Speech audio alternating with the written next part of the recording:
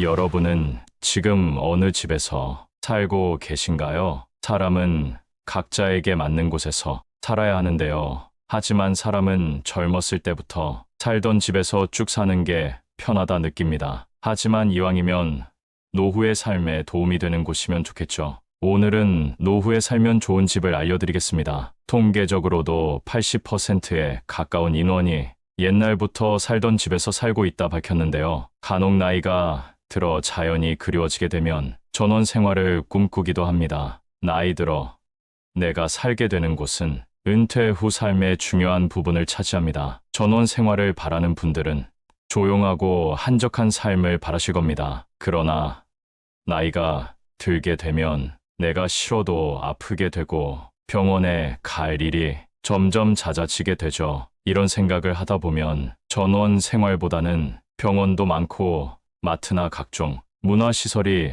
잘 되어 있는 도시에서 쭉 사는 것이 더 낫다고 느껴집니다. 그렇다면 여러분은 은퇴 후 어디에서 살고 싶으신가요? 사람은 나이가 들면 모험심이 사라지고 안정을 추구하게 됩니다. 또한 사는 곳이 바뀌게 되면 적응하기 힘들다는 이유로 이사를 주저하게 되기도 합니다. 그래서 오늘 이 영상을 준비했습니다. 노후를 앞두고 새로운 집을 선택할 때 알아야 할 6가지를 말씀드리겠습니다. 첫 번째, 10평 이하 좁은 집은 피해라. 은퇴 후 자녀들은 모두 출가하고 부부끼리 살거나 혼자 사는 분들이 많을 겁니다. 이때 나는 넓은 집이 필요 없으니 좁은 집으로 가야겠다 결심하는 분들이 상당히 많은 것으로 알고 있는데요. 이와 관련해서 정부에서 지원하는 임대주택들도 10평 전후로 공급되는 경우가 많습니다. 물론 요즘 미니멀 라이프라 해서 많은 짐을 두지 않고 효율적인 공간에서 사는 것이 유행인 것은 맞기도 합니다. 하지만 나이가 들고 주거용으로 살기엔 적합하지 않다는 의견도 많은데요. 짐을 모두 정리하고 살아간다 해도 안정감을 느끼며 살아가기엔 협소하게 느껴질 수 있습니다. 또한 자녀들이 놀러 오거나 손자들과 함께 오게 될 경우 좁은 집이라면 방문할 엄두조차 나지 않습니다. 자녀와 손자들이 내 집에 오는 것을 반기지 않는 분들은 없으시겠죠. 그래서 최소한 20평대의 집이 적당하다고 볼 수 있습니다. 또한 집 근처에 은행, 의료, 쇼핑 등 기본적으로 꼭 필요한 매장들이 존재하는 위치에서 선택하는 것이 좋습니다. 두 번째는 노인복지관 근처로 선택하는 것입니다. 나이가 들어도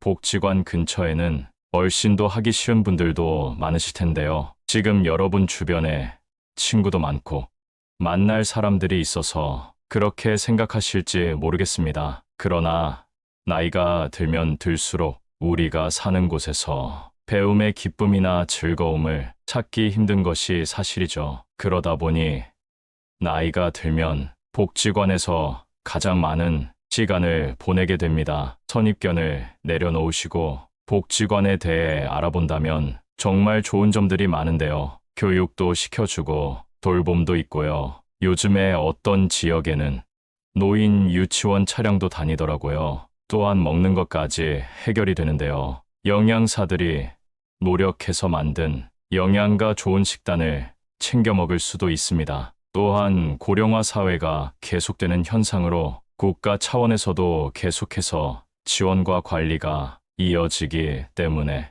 좋게 생각하면 정말 좋은 혜택들이 많습니다. 재산이 많은 분들이야 당연히 이런 노후 걱정이 없으시겠지만 우리는 그럴 만한 여유는 없는 것이 사실이지요. 조금 부끄럽기도 하지만 유튜브에서만큼은 솔직한 마음으로 보셔도 괜찮습니다. 물가는 계속해서 오르고 친구랑 밥 한 끼 먹는 것도 점점 부담이 됩니다. 그래서 복지관 근처에 사는 것을 추천드리는 것입니다. 부담되지 않는 비용으로 배우고 친구도 사귈 수 있습니다. 세 번째, 병원이 가까운 곳에 사세요. 앞서 말씀드린 것처럼 나이가 들면 병원 갈 일이 잦아집니다. 여러분 골든타임이란 말 들어보셨죠? 내 의지대로 병원을 갈 수 있으면 다행이지만 갑작스런 일이 생겼을 때는 골든타임이 정말 중요합니다. 그래서 30분 내에 병원이 있으면 좋을 것 같습니다. 한적한 곳, 조용한 곳이 노후에 살기 좋은 것은 맞지만 의료 접근성을 생각해야만 하는 나이이기 때문입니다. 아무리 건강 관리를 잘했어도 병원에는 가야 합니다. 자주 가고 덜 가고의 차이일 뿐, 나이가 들면 누구나 병원 갈 일이 많아집니다. 그래서 병원에 가까운 곳에 사는 것을 추천드려봤습니다. 네 번째는 자녀와 같이 살지 말고 차라리 근처에 사는 것입니다. 어쩔 수 없이 같이 살아야 하는 경우를 제외하고는 따로 사는 것을 추천드리는데요. 예를 들어서 사별을 경험한다면 몇십 년간 편안했던 집이 공허하고 쓸쓸하게 느껴지기도 합니다. 또한 집이 너무 크면 관리에도 어려움을 겪습니다. 그래서 좁은 데로 이사를 가거나 자녀와 함께 살곤 하는데요. 머리가 크고 성인이 되면 아무리 가족이라도 안 맞는 일들이 있기 마련입니다. 또한 서로 말 못할 고통을 느껴 이럴 거면 차라리 따로 살 걸 후회하기도 합니다. 그래서 같이 사느니 그나마 근처에 사는 것을 추천드립니다. 여러분은 며느리와 한 공간에서 지낼 수 있으신가요? 밥 먹을 때 메뉴를 고민하고 서로가 서로를 생각하느라 편안해야 할 공간인 집에서 스트레스를 받는다면 그것만큼 괴로운 일도 없을 겁니다. 그러니 아무리 자녀라고 해도 최소한의 거리를 두고 사는 것이 좋습니다. 다섯 번째, 산책로 또는 공원이 있는 집을 선택하시는 것을 추천합니다. 요즘 삶의 질이 계속해서 올라가고 있습니다. 이제 먹고 살 걱정은 전보다 덜하는 것이 사실이죠. 그러다 보니 나이가 들어도 운동을 하는 시니어들이 많습니다. 운동을 하기 싫어도 나이가 들면 꼭 하시는 것이 건강 유지의 비결인데요. 노후엔 시간이 상대적으로 여유 있어지기 때문에 집에만 있는 것보다 야외 활동은 꼭 하시는 것이 좋습니다. 집 주변에 산책만 하더라도 우울증 예방이나 심혈관 건강에도 매우 좋습니다. 아무래도 집에서 가까우면 한 번이라도 더 걷게 되고 나가게 되고 습관화하기 좋기 때문에 더더욱 좋습니다. 여섯 번째는 노후에 살 집은 따로 있다. 우리가 집을 소유하게 되면 재산세, 관리비 등 유지보수에 들어가는 비용이 상당히 많이 생깁니다. 젊어서부터 살아온 집이라면 배관이 노후되어 누수가 있는 등 문제가 생기기 마련입니다. 또한 언젠가는 요양원에 가기 위해 내 집을 팔아야 할 때가 올 수도 있습니다. 그래서 내 집 시세가 얼만지 항상 예민하게 알고 계시는 것이 좋습니다. 요양원이 아니더라도 갑작스레 병원 신세라도 지게 되면 그에 필요한 돈이 있어야 합니다. 젊어서부터 노후 준비를 잘해둬서 저축한 돈이 많다면 괜찮겠지만 그게 아니라면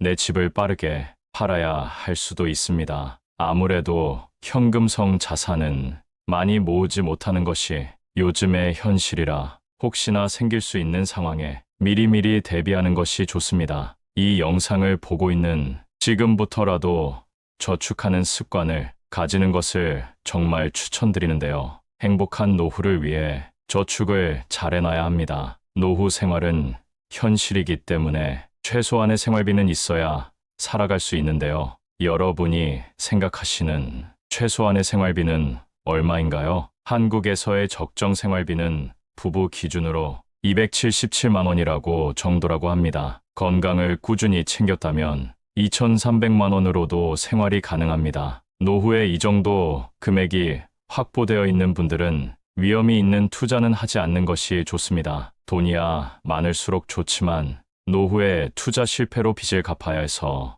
일하시는 분들을 보면 마음이 아픕니다. 제 주위에도 이런 분이 있는데 아무것도 하지 않았으면 그래도 먹고 살 걱정은 없었는데 투자를 잘못해서 일을 하느라 고생하고 있습니다. 투자 실패를 이야기하시며 눈물 흘리는 모습을 보고 저도 덩달아 눈물이 고였는데요. 노후에는 의외로 엄청난 돈이 있는 것보다 가끔 사람들 만나서 커피 한 잔 마시고 등산도 다니고 맛있는 것도 먹을 정도의 돈만 있어도 충분히 행복하게 살아갈 수 있습니다. 이 정도 금액이 준비되어 있지 않더라도 국가에서 고령화 정책으로 일자리나 지원금 등 여러 방면에서 정책이 만들어지고 있으니 지금이라도 다가올 노후를 위해 저축을 하신다면 노후에 큰 도움이 될 겁니다.